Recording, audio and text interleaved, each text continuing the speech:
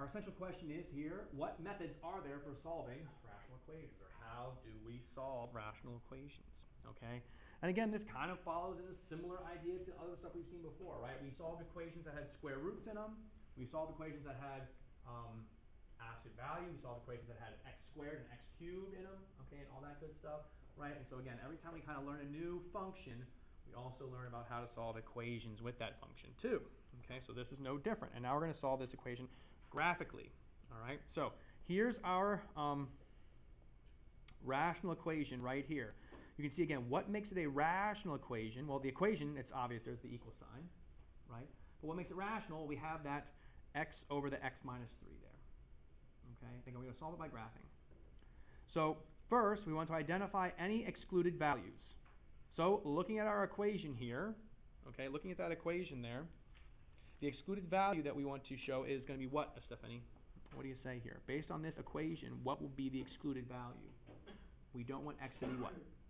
Yeah, why not? Okay, but why is the excluded value? Right, but it will be when the denominator equals 0. You can see here they actually do it for us. They say x minus 3 equals 0. They actually set equal to 0 and then just, okay, well, it's going to be x equals 3. Okay? It's the excluded value, right? So we know if we get an answer of 3, it's not an answer because it's excluded. Okay? So now, again, if we're going to solve this by graphing, one way to do this is to, since 3 is an excluded value, we're going to rewrite the equation with 0 on one side. So essentially we're going to solve this equation for 0. So what do we need to do in this equation here to get rid of this 2 so that it now is 0? How can we get rid of this 2? Subtract, yeah. So it'll be x over x minus 3, and we'll do minus 2 like that.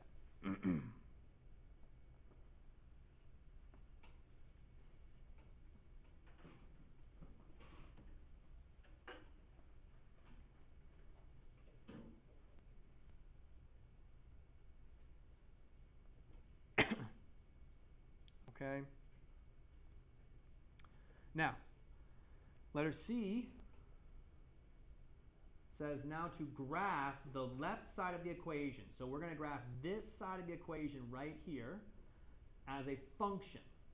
And we're going to substitute y for 0. So essentially we're going to graph the equation y equals x over x minus 3 minus 2, like that. We're going to graph this, okay? And we're going to complete it. We're going to do that by using this table here, okay? So we're not going to like worry about shifting left, shifting right, up or down, whatever kind of thing. Okay, we're just going to graph it using the table, okay? So if I plug in 0 for x here, okay, it's going to be 0 over 0 minus 3 minus 2. Right, I plug in the 0 for x to get the y.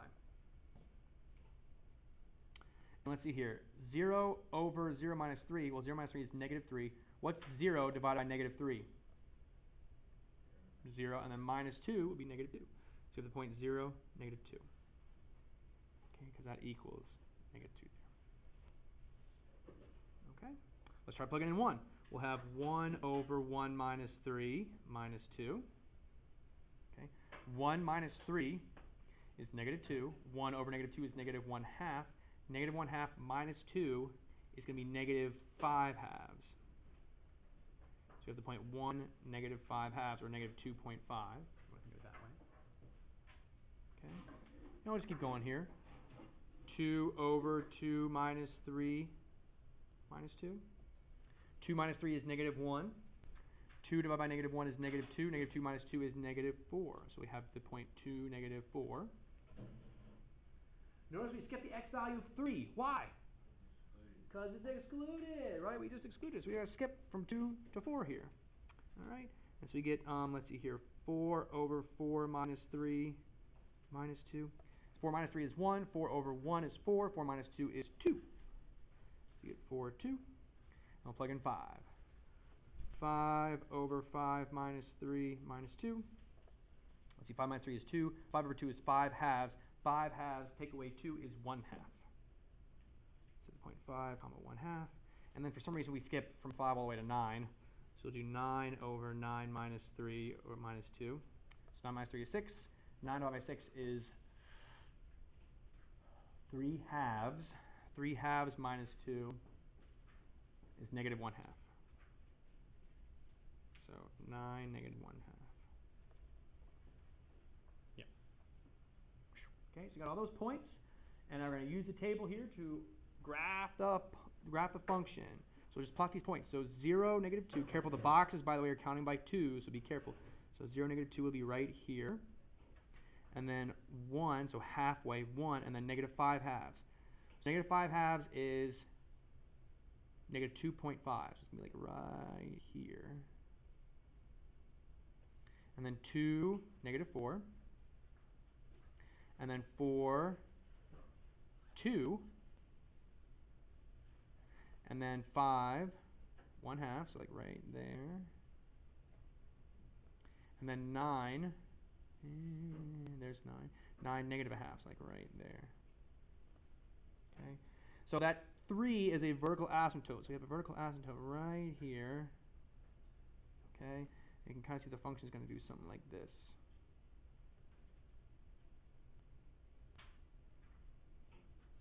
And then this function is going to do something like, and I think we have a, yeah, we have a horizontal asymptote at -1 here. Ooh. Okay, so voila, there's the other one. Okay. It says to identify any x-intercepts then of the graph. So where does it look like our graph maybe crosses the x-axis? And I'll zoom in here. Where does it look like our graph crosses the x-axis here? Yeah, let's see here. That's 2, 4. At 5, we know we're at 1/2. So it looks like maybe we cross at 6. Maybe at 6. Maybe. Okay, so let's check that to make sure. I'm going to plug 6 in. 6 over 6 minus 3 minus 2. Okay? 6 minus 3 is 3. 6 divided by 3 is 2. 2 minus 2 or 0. So yes, we do cross the x-axis, the x-intercept at 6. Okay? So is this value 6? Is that excluded? No, it's not, right? Only 3 was excluded.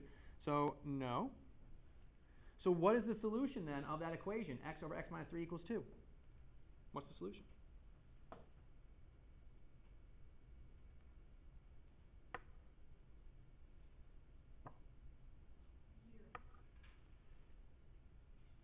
Zero? What are you asking about? What is the solution? Based off what we just did here, what should the solution to this equation be? 6 now is what you're saying? So you changed your answer from 0 to 6? You're not sure? You're just guessing? Like, Mr. Mars not saying anything. I'm just going to start saying some numbers. Yeah, it's 6. Greg says, oh yeah, it's 6. Plug in 6 for x. Plug in 6 for x here? Yeah. 6 over 6 minus 3. 6 minus 3 is 3. 6 divided by 3 is 2.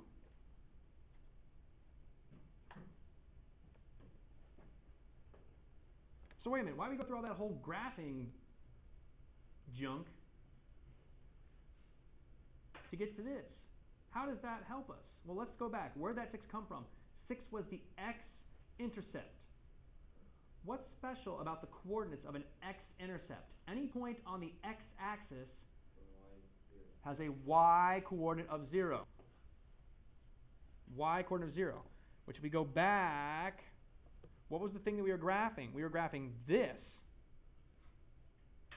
And we specifically wanted to know when this thing was equal to 0. Okay?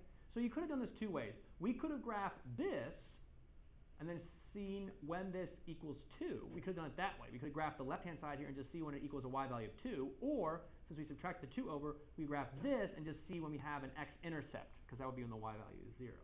Okay? That's the idea here. When you solve an equation, you graph the left-hand side, you graph the right-hand side, and see where they intersect. Since the right-hand side is just 0, we're looking at the x-axis here. When does the graph cross it? Right here at 6. So there is our solution, right there. Okay? Solution 6. Okay? So that's one way to do it. Anytime you guys have an equation that you need to solve and you have your graphing calculator available to you. Okay? So I'm going to say it again. Anytime you have any equation and you have your graphing calculator available to you, all you need to do to solve that equation is put the left-hand side in y1, put the right-hand side in y2, and find the points of intersection. The x coordinates of the point of intersection, that's your solution. Okay, that's all you have to do. Okay, that's all we did here. We basically graphed this left-hand side and then checked when it equals 0. That's all we did. Okay, and it was at 6, so that's our solution. Okay. So keep that in mind. All right. Next, rational equations can be solved algebraically by multiplying through by the LCD and solving the resulting polynomial equation. However, this eliminates the information about the excluded values of the original equation. So we need to make sure, in other words, that we are looking at those excluded values first. We want to identify the excluded values, okay?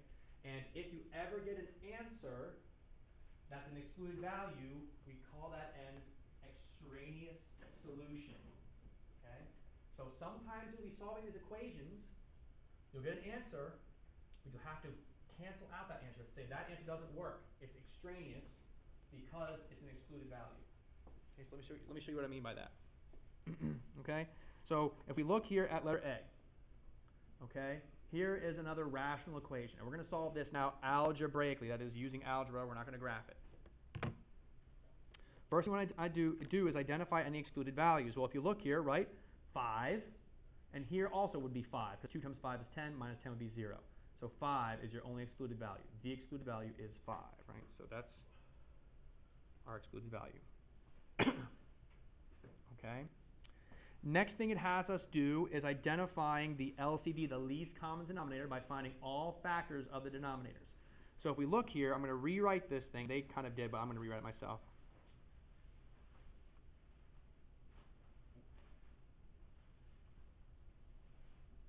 That 2x minus 10, we can factor that, right? Take out a 2, and we'll have x minus 5. Okay?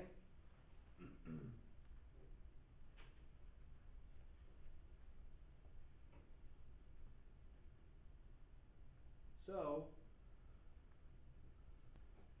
this denominator over here, what is it missing? A 2. So we're going to multiply the top and the bottom by 2. What's this denominator missing? Nothing. Yeah, we're good to go. So I'm just going to rewrite it here as 2, or sorry, I'm going to distribute the 2. 2 times 3x is 6x plus 14 over, and I'll just leave the 2 times the x minus the 5.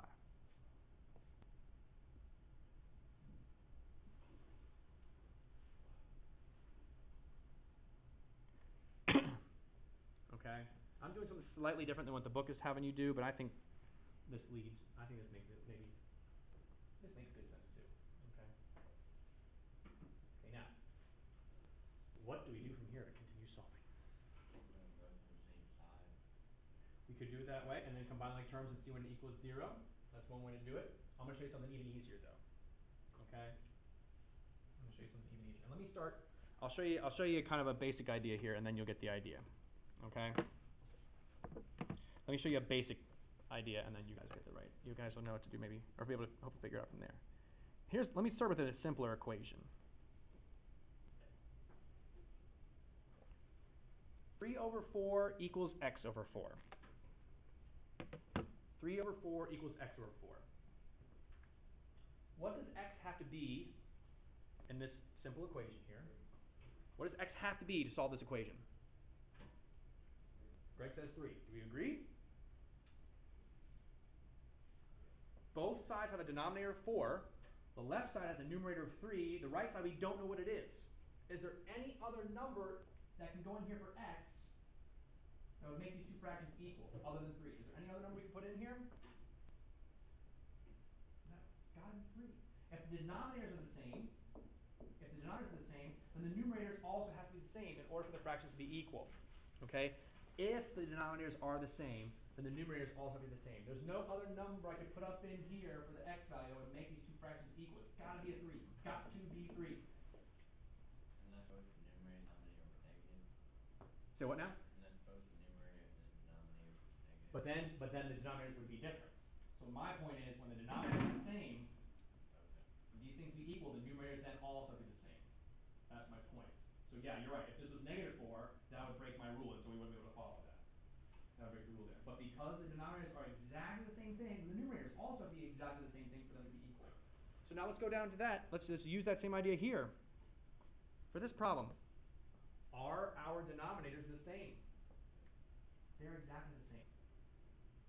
So then what also must be the same? The numerators have to be equal. So, and exactly right. We don't need to, we can now drop, since we have the same denominators, we can now drop that denominator and just say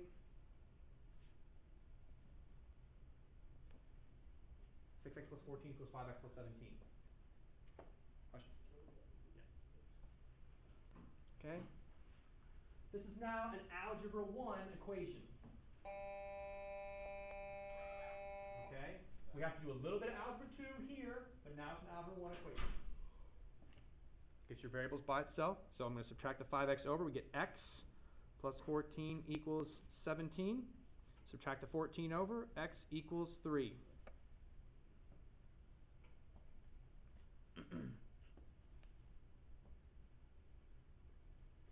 Can we have a solution of x equals 3? Is that allowed? Or is the 3 excluded? Only 5 is excluded. If this had been 5, we'd have to throw it out and say there's no solution. But since this is 3, we're okay. We can say that's our answer. The excluded value is 5. So 3 is our answer. If you go all the way down here, there it is, 3. They say 3 as well. Okay? Questions on any of that? All right, let's try another one that's like that one. Let's skip down here to this one, number 2. We'll come back to the one like letter B, because here they've got kind of 2 terms on the same side, so we'll hold off on that for right now. Let's focus on number 2. Let's just go up to that one. Okay? So I'm going to rewrite it to give myself some space.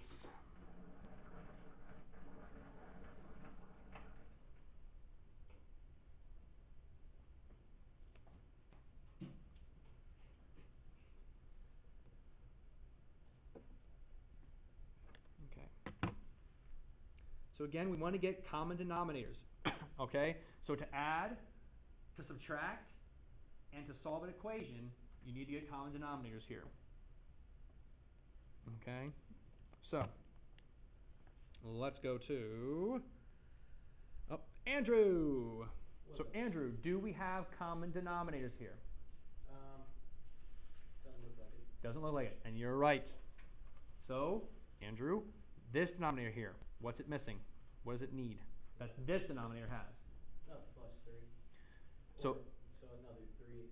Okay, so we can't, so here's something that we got to be careful of. You can't just bring in a plus 3 and a plus 3 in the numerator denominator, okay? Yeah. Someone help out Andrew here, and then, Andrew, you'll see what to do next, okay? Let's go to David.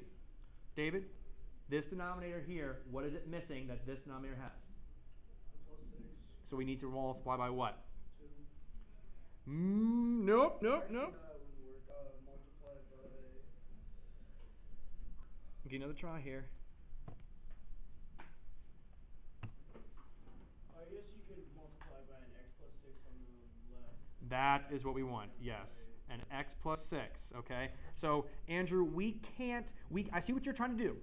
You want to add a 3 to this to make it become a 6, but we can't just add 3 to the top and add 3 to the bottom. That actually changes the value of this. But if we multiply the top and bottom by an x plus 6, we're now only multiplying by 1, which is not changing the value of that. So we have to multiply. So that means this entire thing we've got to multiply over here. So then, Andrew, over here, what is this denominator missing that this denominator has? Plus 3. An x plus 3. So we have to multiply the top and bottom by x plus 3 over x plus 3 to get that common denominator. Okay? So, now let's do that. 8 times x, 8x. 8 times 6, 48. I'm going to leave my denominator. I'm actually going to leave it unmultiplied. I'm not even going to FOIL it out. I'm just going to leave it. X plus 1 times x plus 3, though, Andrew, how do we multiply that out? That's x squared plus 3x plus 3. Plus 1x. 3x and then another x. Yeah. And then plus 3. Yep. All over. And again, I'm not going to multiply that denominator together.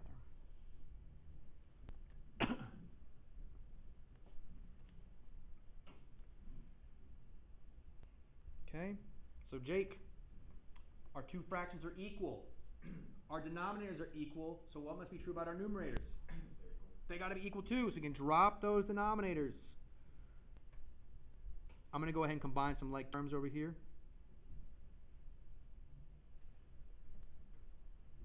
8x plus 48 equals x squared plus 4x plus 3. Okay, now, how do we go about solving it from here?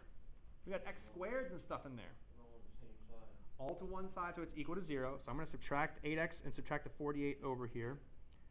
So you get 0 equals x squared. Let's see here. 4x take away an 8x will be minus 4x. And then 3 take away 48 will be minus 45. Okay. Again, I subtracted 8x from both sides. I'll write that in here. I subtracted 48 from both sides. So you get 0 over there. Okay, it's equal to 0, but now what should we do? It's a quadratic, and we're going to see if it factors. Can we think of two numbers that multiply to make negative 45 and add to make negative 4?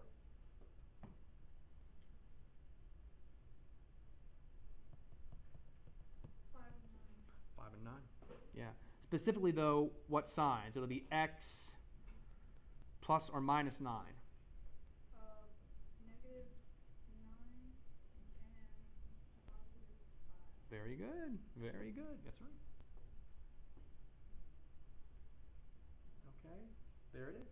And so, since we have two things that multiply and make 0, we use that zero product property. So that means x minus 9 equals 0 and x plus 5 equals 0. And so that means x is positive 9 and x is negative 5 are solutions. Okay. Now, kind of did a bad thing here because I told you guys we need to check for those excluded values at the very start, and we skipped checking for those excluded values. So let's go back up to that problem here real quick. I'll just zoom out a little bit. Okay, what are our excluded values here according to this equation? Okay, let me go to someone. Andrew, what do you say here? What are the excluded values according to this equation? What values will make our denominators 0 here or here? Like what x value here will make my denominator 0? If I plug 0 in for x, I'm going to get a 0 in my denominator? Oh, wait, no. Minus 3. Aha. So negative 3 is excluded. And negative 6. And negative 6. Good. Okay. Does that end up mattering? No. No. We have 9 and negative 5. Those are solutions still. Okay, they're still our solutions. So no worries there. No worries. Okay. So again, the nice thing about this is it's algebra 2 for about half of it, and then it's algebra 1 for the second half. Okay? Algebra 2, algebra 1. Okay? We did this in algebra 2 too, but I mean you learned about it first in algebra 1. So there it is. Okay? Not too shabby, but again, the key is to get that common denominator. Okay? Questions on anything so far? All right, let's look at this one up here, letter B. Okay, because we did all right. We did all right here for number 2. We did all right with that one when it was just one thing on the left-hand side, one thing on the right-hand side. And we did okay here with letter A too. It was again one thing on the left-hand side, one thing on the right-hand side. But here for letter B, we've got two things on the left-hand side and one thing on the right-hand side. So let's see how this changes things. And I'll tell you right now, it doesn't change things too much. Not very much at all. You'll see. You guys can be the judge. Okay, sir? What's that? It's kind of like you do the same thing, except we just have to consider more denominators. That's all it really is. We just have more denominators to consider. So, for example, if you look here at this, well, actually, I'll do the first step I should have done in the first place. What are our excluded values here? And I'm going to pick somebody here. Sorry. So let's go to. Oh, Connor's not here. How about Patrick? So Patrick, what are our excluded values going to be from this equation based on the denominators? What do you see? 7. And just 7. That's right. So exclude x equals 7. Exclude that. Okay. So hopefully we don't get 7 as a solution, but we'll see. Okay. Very good. All right. And then Eve. Let's look at our denominators here, Eve. All right. So this denominator here, x minus 7, if we look at the other denominators, it matches perfectly to this one, so that's good. But it's missing what, though? 2. A 2. So we have to multiply this first fraction by 2 over 2. And again, it's the 2x minus 9 over the x minus 7. Okay, very good. What about this second, this one right here, Eve? What is this denominator missing? An x minus 7. So we need to multiply by an x minus 7. So we have x over 2, and they're going to multiply that by x minus 7 over x minus 7, because that's what it was missing, equals, and then what's this denominator missing? A 2 as well. Very good. So we have the 5 over the x minus 7, and we'll multiply that by 2 over 2. Okay? Very good. Very good. All right, so let's see what happens here. So we'll distribute this 2. 2 times 2x is 4x. 2 times minus 9 is minus 18. I'm going to leave my denominator. I'm not going to multiply it. I'm just going to leave it 2 times x plus 7. X times x is x squared. X times minus 7 is minus 7x. All over again. Not going to multiply out my denominator. But so far so good. Eve looks like Eve did a good job so far. We got the same denominator here. Let's keep going. 5 times 2 is 10. 2 times x minus 7 is 2x minus 7. So the same denominator across the board here.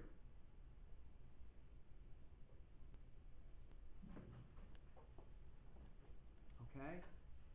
Now, since you have the same denominator here on the left-hand side, we can combine these two things. We can add them. So let's go ahead and add them together. Combine like terms. Let's add here. So let's see here. 4x and the minus 7x makes minus 3x, minus 18, and then the plus the x squared, all over the 2 times x plus 7. So again, we just combine like terms. 4x and the minus 7x. We have the x squared. We have the minus 18. There it is. Negative 3x minus 18 plus x squared. We just combine that. Equals 10 over 2 times x minus 7.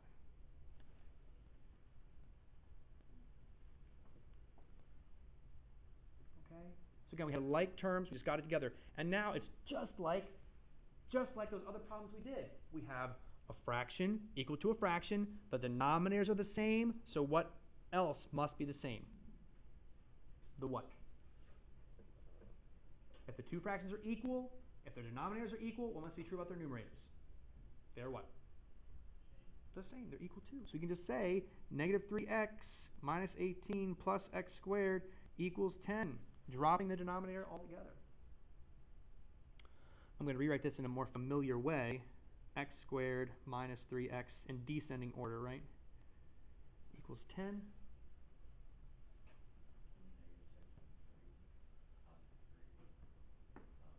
Hold on, we're not factoring just yet. Okay, so good. I'm glad you brought that up, Greg. I'm sure you did it on purpose, just so I could make this point. Now, if you did factor it, you have to figure that equal to 10. The other side's equal to 10. Okay, so good question. So, Greg was like, we can factor this, right? This thing factors. Okay, it would actually factor to x minus 6 and x plus 3, and that would be equal to 10. And so then he said, if we have, I'll put this on the board here.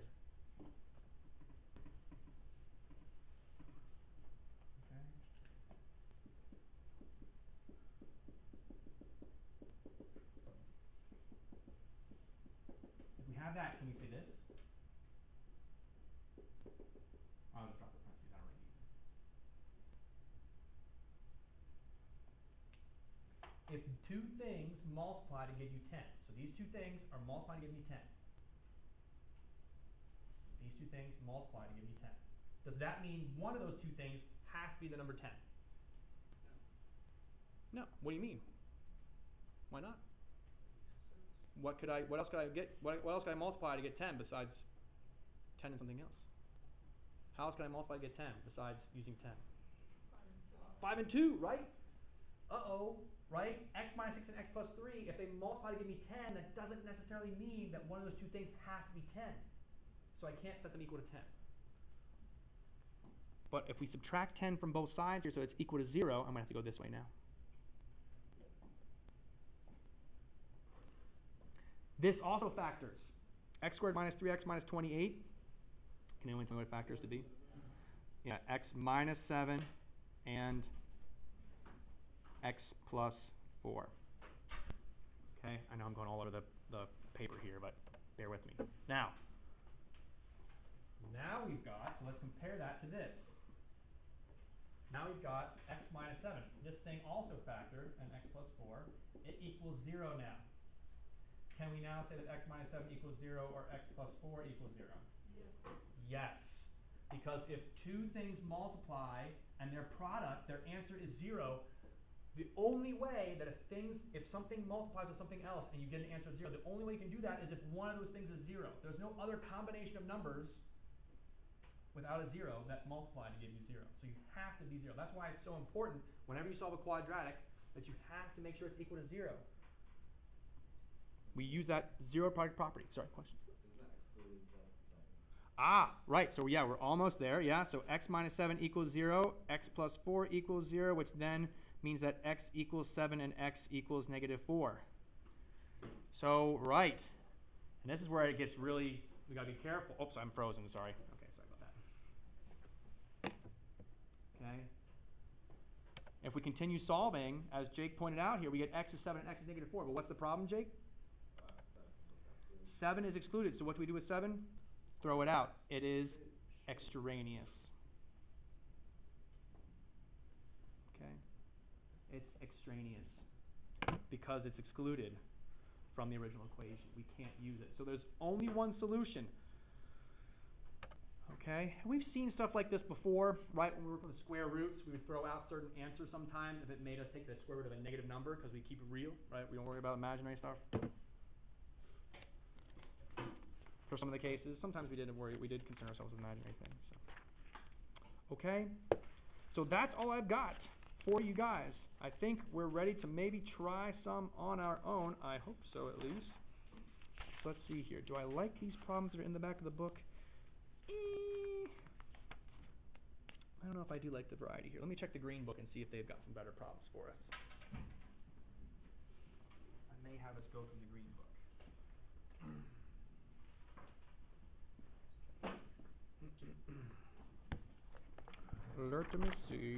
Let me see here. 589.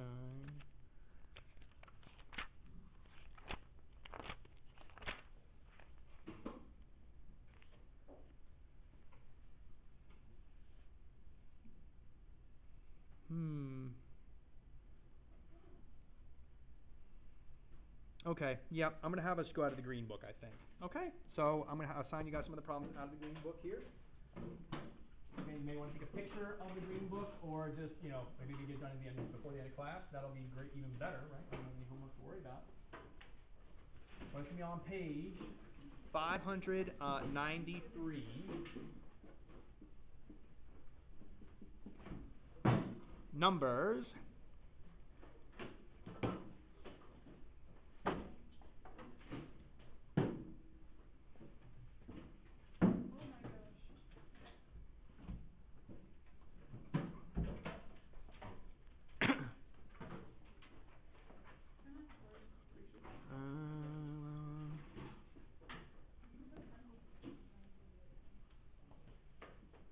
Five, 9, 11.